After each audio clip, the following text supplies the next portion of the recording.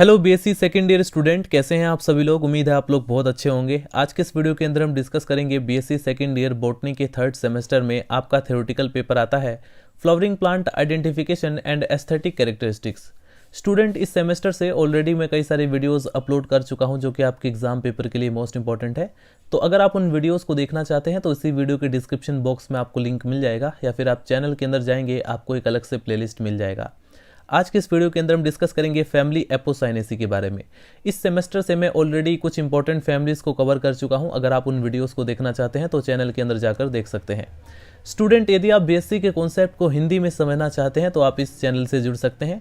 यदि आप new education policy के अकॉर्डिंग जो नया सिलेबस लॉन्च हुआ है बीएससी का, अगर आप लोग उसके अकॉर्डिंग पढ़ना चाहते हैं तो भी आप इस चैनल से जुड़ सकते हैं। हेडिंग डाल लीजिए systematic position. First of all हम डिस्कस करेंगे फैमिली एपोसाइनेसी का क्लासिफिकेशन जो कि है बेंथम एंड हुकर के अकॉर्डिंग। तो इसमें आप लोग देखेंगे फैमिली एपोसाइनेसी को डिवीजन एंजियोस्पर्मी के अंदर रखा गया है, क्लास डाइकोटिलिडन्स के अंदर रखा गया है, सब क्लास गैमोपेटेली के अंदर रखा गया है, ऑर्डर जेनिसियल्स के अंदर रखा गया है। इसके बाद फैमिली एपोसाइनेसी।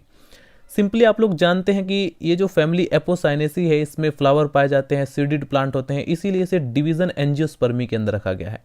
क्लास डाइकोटिलिडन्स के अंदर रखने का सबसे बड़ा कारण क्या है, इनके एम्ब्रियो में 2 कोटिलिडन्स बनते हैं और अगर आप इनकी पत्तियों को, लीफ को देखेंगे तो उसमें रेटिकुलेट वेनेशन देखने को मिलता है, तो इसीलिए इसको डाइकोटिलिडन्स के अंदर रखा गया है। सब क्लास गैमोपेटेली के अंदर क्यों रखा गया, क्योंकि इनके जो पेटल्स होते हैं वो फ्यूज रहते हैं, इसीलिए इसको सब क्लास गैमोपेटेली के अंदर रखा गया। इसके बाद अगर आप लोग सीरीज को देखें तो सीरीज बाई कार्पेलिटी के अंदर रखा गया क्योंकि इसमें 2 कार्पल्स पाए जाते हैं। इसके बाद ऑर्डर देखेंगे तो जेनिसियल्स के अंदर, और फैमिली है एपोसाइनेसी। तो ये बहुत ही इजी क्लासिफिकेशन है जिसमें आपको समझ में भी आता है कि क्यों इसे क्लास डाइकोटिलिडन्स के अंदर रखा गया, क्यों इसे डिवीजन एंजियोस्पर्मी के अंदर रखा गया, क्यों इसे सब क्लास गैमोपेटेली के अंदर रखा गया। सिस्टेमेटिक पोजीशन से ही आप लोग फैमिली के बारे में अच्छे से समझ जाते हैं, राइट। अब हम देखते हैं डिस्ट्रीब्यूशन, फैमिली एपोसाइनेसी का वितरण, यानी इसके जो मेंबर्स हैं, कितने जेनेरा हैं, कितने स्पीसीज हैं और दुनिया में वो कहाँ कहाँ तक डिस्ट्रीब्यूट हैं, यानी उनकी लोकेशन, उनकी स्थिति, सब कुछ हम लोग डिस्ट्रीब्यूशन के अंदर या वितरण के अंदर पढ़ते हैं।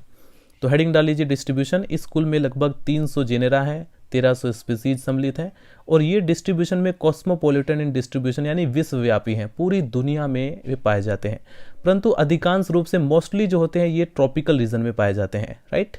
अब हम डिस्कस करते हैं वेजिटेटिव कैरेक्टर के बारे में। स्टूडेंट, वेजिटेटिव कैरेक्टर के अंदर कौन कौन से पॉइंट मेंशन करने हैं। अगर जैसे फॉर एग्जांपल फैमिली एपोसाइनेसी के ऊपर अगर एग्जाम पेपर में लॉन्ग क्वेश्चन आता है तो आपको कितना मेंशन करना है, तो आप लोग सबसे पहले सिस्टमेटिक पोजीशन लिखेंगे, फिर डिस्ट्रीब्यूशन लिखेंगे, फिर हेडिंग डालेंगे वेजिटेटिव कैरेक्टर और इसमें कौन कौन से पॉइंट्स मेंशन करने हैं। एक तो हैबिट, एक रूट, एक स्टेम और एक लीफ, उसके बारे में आपको लिखना है। अगर हम वेजिटेटिव कैरेक्टर में हैबिट की बात करें तो इस फैमिली के जो पौधे होते हैं वो प्राय बड़े या छोटे ट्रीज के फॉर्म में होते हैं, जैसे फॉर एग्जांपल प्लूमेरिया एक्यूटिफोलिया। इसके बाद कुछ श्रब्स के भी फॉर्म में होते हैं, जैसे फॉर एग्जांपल थिवेसिया नॉरिफोलिया। इसके बाद हब्स के फॉर्म में जैसे विनका रोजिया। कभी कभी ये जो पौधे होते हैं वो आरोही भी हो सकते हैं। लेकिन अगर हम रूट की बात करें यानी कि जड़ों की बात करें तो इस फैमिली के मेंबर्स में जो जड़ें पाई जाती हैं वो ब्रांच और टैप रूट सिस्टम इसमें देखने को मिलता है, राइट। अब हम देखते हैं स्टूडेंट इनके स्टेम के बारे में।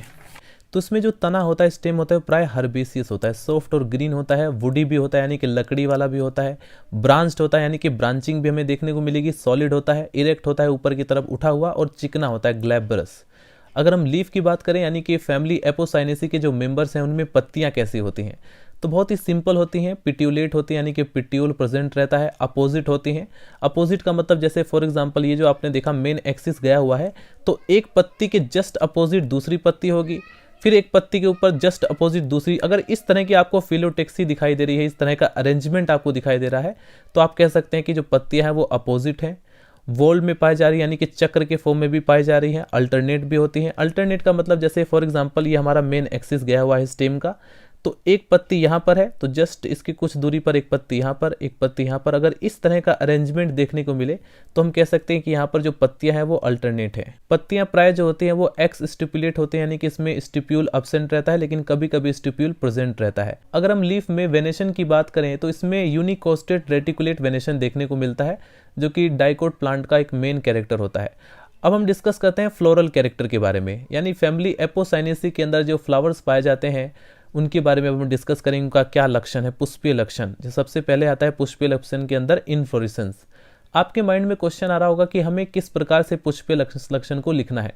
तो सबसे पहले तो आप लोग इन्फ्लोरेसेंस के बारे में एक्सप्लेन करेंगे, फिर फ्लावर के बारे में, फिर कैलिक्स के बारे में, फिर कोरोला के बारे में, यानी कि आपको सीक्वेंस वाइज जो अरेंजमेंट है उसी के अकॉर्डिंग ही आपको लिखना होगा, राइट।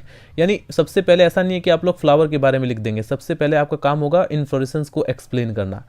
तो ये जो फैमिली एपोसाइनेसी है, इसमें जो इन्फ्लोरेसेंस होता है, क्योंकि आप लोग सिंपली जानते हैं कि एक प्लांट के ऊपर बहुत सारे फ्लावर्स होते हैं, तो उनका अरेंजमेंट कैसा है उसी को कहा जाता है इन्फ्लोरेसेंस। तो प्राय जो इसमें इन्फ्लोरेसेंस होता है वो साइमोस टाइप का होता है, कभी कभी सोलिटरी यानी कि एकल, या कभी कभी कोरिम्बोस साइमोस होता है, टर्मिनल साइमोस या अम्बेल, जैसे for example umbellate branch panicle cyme type का होता है, राइट। तो इन्फ्लोरेसेंस के टॉपिक में मैंने काफ़ी डिटेल में और बहुत अच्छे से डिस्कस किया है कि साइमोस टाइप का इन्फ्लोरेसेंस क्या होता है या रेसिमोस टाइप का इन्फ्लोरेसेंस क्या होता है, इन दोनों के बीच डिफरेंस क्या होता है, ये सब मैं ऑलरेडी इसके ऊपर वीडियो बना चुका हूँ, राइट। तो इन टॉपिक्स को बहुत अच्छे से आप लोग क्लियर करेंगे तो आपको फैमिलीज काफ़ी अच्छे से समझ में आ जाएंगी। इसके बाद आप लोग चाहें तो ये डायग्राम रिप्रेजेंट कर सकते हैं, ये विंका रोजिया का डायग्राम है, फैमिली एपोसाइनेसी का मेंबर है। एग्जाम पेपर में अगर आपसे लॉन्ग क्वेश्चन में पूछा जाए तो ये डायग्राम आप लोग रिप्रेजेंट कर सकते हैं, काफ़ी ईजी डायग्राम है। अब हम डिस्कस करते हैं इस फैमिली के मेंबर्स में जो फ्लावर्स होते हैं वो किस प्रकार के होते हैं, राइट।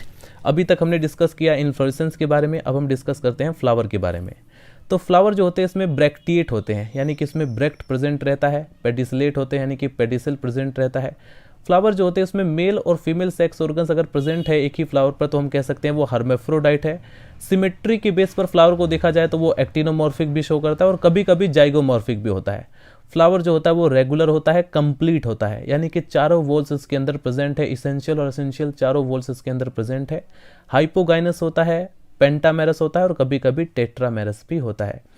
फ्लावर के बाद अगर हम कैलिक्स की बात करें तो प्राय 5 कभी कभी 4 सेपल्स भी हमें देखने को मिलते हैं और ये जो सेपल्स होते हैं आपस में फ्यूज रहते हैं, तो इसलिए हम कह सकते हैं कि ये जो सेपल्स हैं ये गेमोसेपलस कंडीशन पाई जा रही है और गहराई तक डीपली लोब्ड होते हैं। और एस्टिवेशन की बात करें तो इसमें इम्ब्रिकेट और क्यूनिक्यूनेंशियल टाइप का एस्टिवेशन देखने को मिलता है। यहाँ पर एक और मेंबर दिखाया गया है, एक और मेंबर का फ्लोरल डायग्राम आप लोग देख सकते हैं। यह है वेटिया स्पीसीज का, जिसको आप लोग चाहें तो अगर आपको जो भी इजी लगे वही डायग्राम फ्लोरल डायग्राम आपको बनाना है, लेकिन एक फ्लोरल डायग्राम आपको जरूर बनाना होगा एग्जाम पेपर में। स्टूडेंट कैलिक्स को डिस्कस करने के बाद अब हम डिस्कस करते हैं कोरोला के बारे में।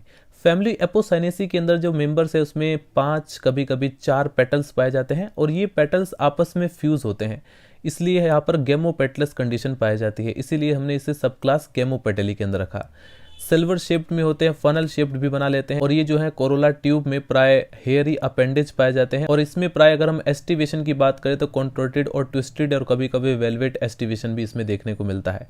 इसके बाद अगर हम एंड्रोशियम के बारे में डिस्कस करें तो इसमें स्टेमेंस की संख्या जनरली 5 होती है, कभी कभी 4 भी होती है और इपीपेटलस कंडीशन पाई जाती है, यानी कि जो पुंकेसर होते हैं यानी कि जो स्टेमेंस होते हैं वो पेटल से अटैच रहते हैं। स्टेमेंस जो होते हैं वो जनरली स्मॉल फिलामेंट वाले होते हैं और ये पुंकेसर प्राय पेटल्स के अल्टरनेट होते हैं। एंथर्स इंट्रोस होते हैं, कोनेट तथा लंबे होते हैं, कभी कभी एंथर्स जो होते हैं वो स्टिग्मा से अधेयर होते हैं यानी कि आसंजित होते हैं। इसके बाद ये जो पुंकेसर होते हैं, जो स्टेमेंस होते हैं वो पृथक यानी सेपरेट पुंकेसरी पॉलीएंड्रस होते हैं।